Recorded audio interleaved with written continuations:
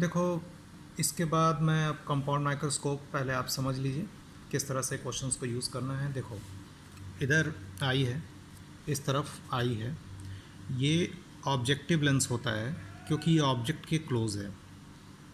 और ये जो होता है आई पीस बोलते हैं क्योंकि ये आई के नज़दीक होता है। ये हमने ऑब्जेक्ट लिया, तो पहले इसका इमेज हम ऑब्जेक्टिव से बनाएंगे और मान लो कि इसका इमेज यहाँ पर बना, इसका इमेज यहाँ पर बना। अब ये इसके लिए क्या होगा, ऑब्जेक्ट होगा। और जब ये इसके लिए ऑब्जेक्ट होगा तो फिर इसकी इमेज बनाया है मैंने यहाँ पे, है ना, इसका इमेज। ये रे डायग्राम आप बुक में देख लीजिएगा, है ना। और जैसे मैं समझा रहा हूँ उस तरह से समझने की कोशिश करिए। तो देखो, इसमें भी दो केस आएगा, एक आएगा नॉर्मल एडजस्टमेंट और दूसरा आएगा least distance of clear vision. अब इसके बाद क्या होगा कि जैसे मान लो कि इसका मैग्नीफिकेशन M1 है और इसका M2, तो मैंने सब आपको समझा रखा है पहले।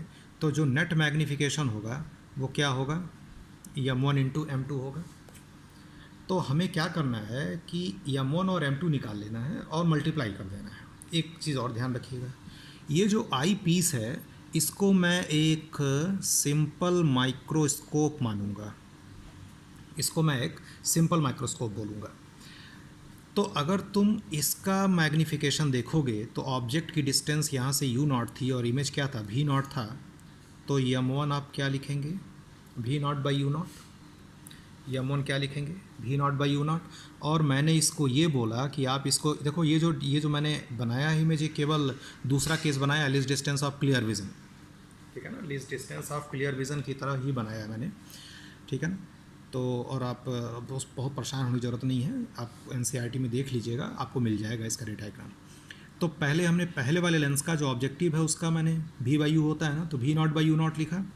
और M2 जो होता है, अब मैंने बोला कि आई पीस को आपको क्या मान लेना है, सिंपल माइक्रोस्कोप। तो पहला वाला केस जब लोगे, मतलब क्या कि नॉर्मल एडजस्टमेंट, मैं पहला केस सीधे लिख रहा हूँ, नॉर्मल एडजस्टमेंट। तो नॉर्मल एडजस्टमेंट जब लोगे तो नॉर्मल एडजस्टमेंट में इसका क्या होगा, D बाई एफ होगा। हाँ, एक चीज़ और, ऑब्जेक्टिव का फोकल लेंथ FO लिखो और आई पीस का FE लिखो, E for eye piece, O मतलब ऑब्जेक्टिव। तो सिंपल माइक्रोस्कोप का जो नॉर्मल एडजस्टमेंट के केस में आपने फार्मूला पीछे क्या पढ़ा था, D बाई एफ पढ़ा था। तो ये हो जाएगा D बाई FE, है ना, D बाई FE हो जाएगा। ये आपका आंसर आ गया, ठीक है। मैंने क्या बोला, दो लेंसेज हैं, एक ऑब्जेक्टिव एक आई पीस। क्यों ऑब्जेक्टिव नाम बोला, क्यों आई पीस नाम बोला, क्लियर हो जाना चाहिए। जब ऑप्टिकल इंस्ट्रूमेंट्स का कॉम्बिनेशन होता है तो मैंने आपको मैग्नीफिकेशन निकालना सिखाया था, M बराबर क्या होता है, M1 इंटू M2, 3 होता तो M1 into M2 into M3। तो ऑब्जेक्टिव का सीधे सीधे आप लिख लेंगे V0 बाई U0। और इसको मैंने बोला कि आप सिंपल माइक्रोस्कोप मान लीजिए। सिंपल माइक्रोस्कोप का दो केस होता था, एक नॉर्मल में D बाई एफ होता था और least distance of clear vision में 1 प्लस D बाई एफ होता था। तो पहले वाले केस में D बाई एफ लिख दिया और F उसका फोकल लेंथ दिखेंगे जिसका लेंस माना गया, तो लेंस क्या IFE है, यानी FE आपने इस करके सॉल्व कर दिया। दूसरा बात ध्यान रखिएगा कि कंपाउंड माइक्रोस्कोप का जो मैग्नीफाइंग पावर होगा वो निगेटिव होगा। मैंने निगेटिव दिखाया नहीं है बट ये निगेटिव होता है, ठीक है। इतना आप ध्यान में रखिएगा। अब इसके बाद क्या करना है, एक टर्म आता है, इसको हम बोलते हैं ये लेंथ, ट्यूब लेंथ बोलते हैं इसको, क्या बोलते हैं, ट्यूब लेंथ, है ना। ये ऑप्टिकल इंस्ट्रूमेंट से दूसरे ऑप्टिकल इंस्ट्रूमेंट के बीच की दूरी। तो ट्यूब लेंथ का मतलब हुआ कि देखो, अब यहाँ से ये दूरी क्या है, V0। और पहले केस में जब जैसे ये जो इमेज बन गया, अब ये इमेज इसके लिए क्या है, ऑब्जेक्ट है। तो अगर इमेज आपको इन्फिनिटी बनाना है तो ये जो दूरी होनी चाहिए UE, ये किसके बराबर होनी चाहिए, FE के बराबर, फोकल लेंथ के बराबर, तभी तो इमेज इन्फिनिटी बनेगी।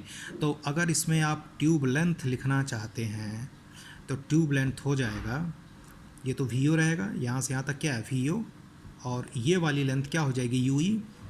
लेकिन पहले वाले केस में जब फाइनल इमेज इन्फिनिटी बननी है तो ये दूरी फोकल लेंथ के बराबर होनी चाहिए, तो V0 प्लस FE हो जाएगा। पहले आप थ्योरी समझ लीजिए, इसके बाद मैं कुछ न्यूमेरिकल कराऊंगा।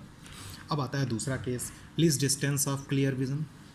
दूसरा क्या आता है face, least distance of clear vision. तो least distance of clear vision के लिए इससे इमेज यहाँ तक तो सेम वही रहेगा जो पहले बताया गया था। बस होना क्या है कि जब अब आपको least distance of clear vision लेना है तो इसका ये जो होगा इसके लिए ऑब्जेक्ट होगा, तो इसका इमेज वर्चुअल होना चाहिए। वर्चुअल मतलब बिल्कुल सीधा, जैसे ये है वैसे ये भी बनना चाहिए। कहाँ बनना चाहिए? डी पर, नियर पॉइंट पे बनना चाहिए। तो नियर पॉइंट के केस में जो इसको तो मैंने बोला था कि सिंपल माइक्रोस्कोप मानेंगे। सिंपल माइक्रोस्कोप का फोकल लेंथ क्या हो जाता है? 1+d/f_e, लेकिन ये हो जाएगा ऐसे 1+d/f_e। तो उस केस में जो मैग्नीफिकेशन होगा V0/u0 तो रहेगा ही रहेगा, और दूसरे वाले का क्या हो जाएगा? 1+d/f_e। ठीक, ये भी नेगेटिव होगा। इतनी बात समझ में आ गई। अब क्या होगा कि इसके बाद कि ये इतना आपने कर लिया, और ट्यूब लेंथ की बात करेंगे तो ट्यूब लेंथ जो होगा, देखो इस केस में ट्यूब लेंथ क्या हो जाएगा? ट्यूब लेंथ एक तो ये V0 रहेगा ही, और प्लस क्या रहेगा? ये यू ही रहेगा। अब ये V0 और यू ही आपको निकालना पड़ सकता है लेंस फार्मूला यूज़ करके। ठीक है। दूसरा पॉइंट आपको ये बताना है कि if f0 is very small, if f0 is very small तो क्या होता है? तो देखो, अगर f0 इज़ वेरी स्मॉल तो जो ये V0/u0 लिख रहे हो इसको तुम L/f0 से रिप्लेस कर देना। बस याद कर लो सीधे सीधे फार्मूला। अगर f0 इज़ वेरी स्मॉल तो V0/u0 को आप L/f0 से रिप्लेस कर दीजिएगा। L क्या होता है? Tube length. f0 क्या होता है? ऑब्जेक्टिव का फोकल लेंथ। तो जो ये फार्मूला ये V0/u0 दोनों में आ रहा है ना, यहाँ पर भी और यहाँ पर भी, तो इन दोनों को आप क्या मान लीजिएगा?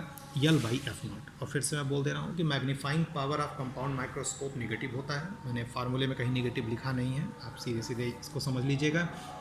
दूसरी चीज़ एक बात और ध्यान में रखनी है कि जैसे अगर कोई आदमी चश्मा पहन रहा है तो अगर आपको ये कंपाउंड माइक्रोस्कोप आप यूज़ कर रहे हैं तो उस समय आपको अपना चश्मा उतार देना चाहिए, नहीं तो इसका मैग्नीफाइंग पावर जो होता है that will be adversely affected, है ना। तो ये कंपाउंड माइक्रोस्कोप की थियोरी थी, और अगले लेक्चर में, अगले वीडियो में मैं इसके न्यूमेरिकल डिस्कस करूँगा।